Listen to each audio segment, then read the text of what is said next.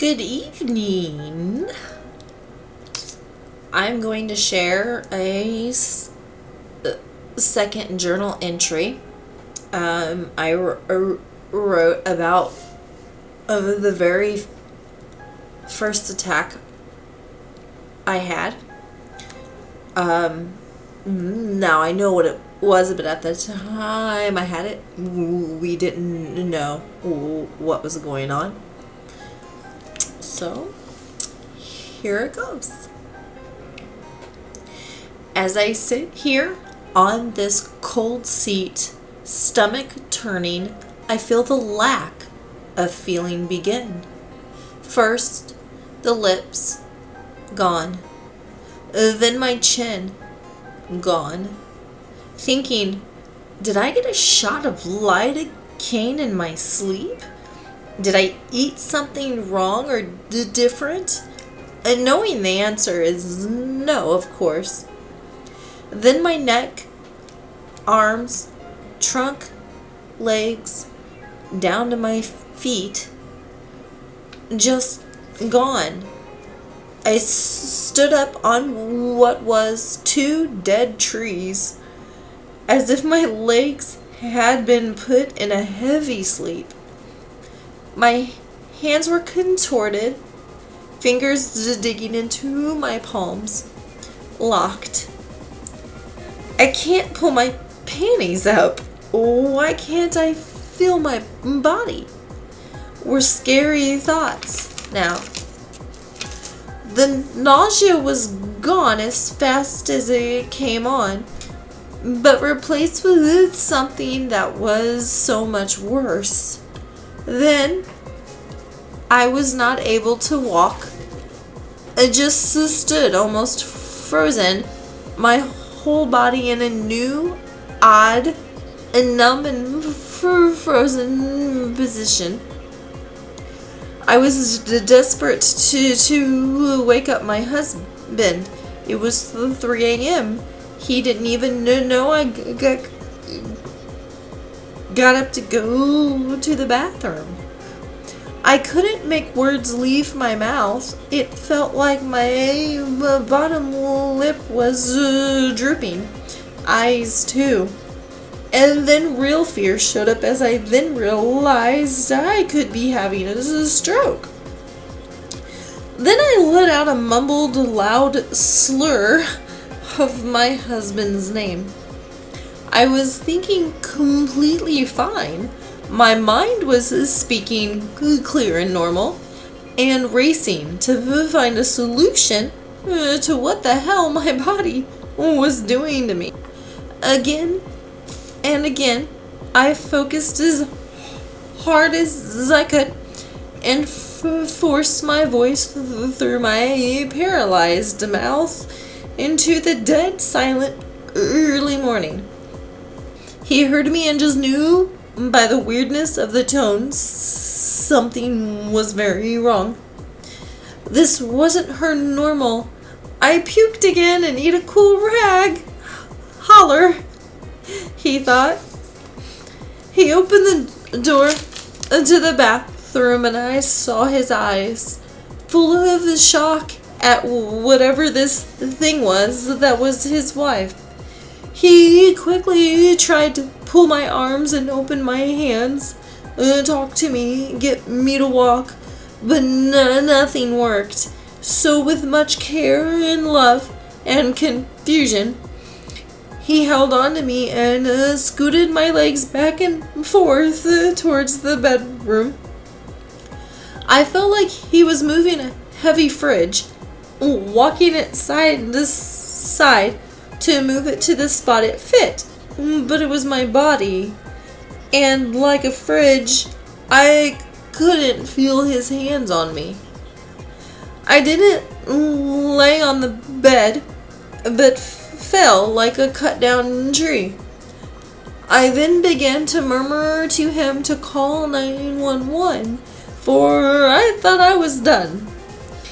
I thought I was going to lay in front of my soulmate, and he was going to feel me pass in his arms, as he was so desperately pulling my hands, arms, legs, to unpretzel my steel locks that were in place. He refused to call for help and knew I was going to be okay. He said so. Then we both began to count. 1, 2, 3, 4, 5, 6. Breathe in slowly and release. Yes, meditation breathing. I focused, counted, mumbled and slurred, sucked in air and blew out. As I was relearning this basic skill, tears were rolling down my face as the sharp pain had grown to a limit I was unprepared to handle. If my palms weren't bleeding, it would be a surprise. He used his body weight, arm wrapped through my locked, bent arms, but without success. Then tried to maneuver his fingers under my nails, digging into my palms, but nope, wouldn't budge a smudge. Still counting my slower breaths after what felt like hours, I was able to feel my body begin to unlock. Like a dimmer switch controlling the level of brightness, my body's dimmer switch was slowly releasing my muscles from the unfeeling and aggressive positions they were fighting against each other in. He continued counting, his love-filled but teary eyes focused on every breath and movement, or lack of, my body was making happen. Then, as sudden as it showed up, all the numbness and severe body spasms and limb freeze-ups just melted away, and I slept. So that was my experience back in February 2017. And I thought to share that now because I finally was able to put it into words on paper. Again, journaling is very important for therapy in many regards. And you should always write down thoughts to keep track of things. Not only does it help you put things into perspective at times, but it's just a good outlet. And I got the rash again tonight, and tomorrow's New Year's Eve, and God willing, we get some good treatment options this year, the new year, when I go to the Mayo Clinic, and I can get back to a normal life.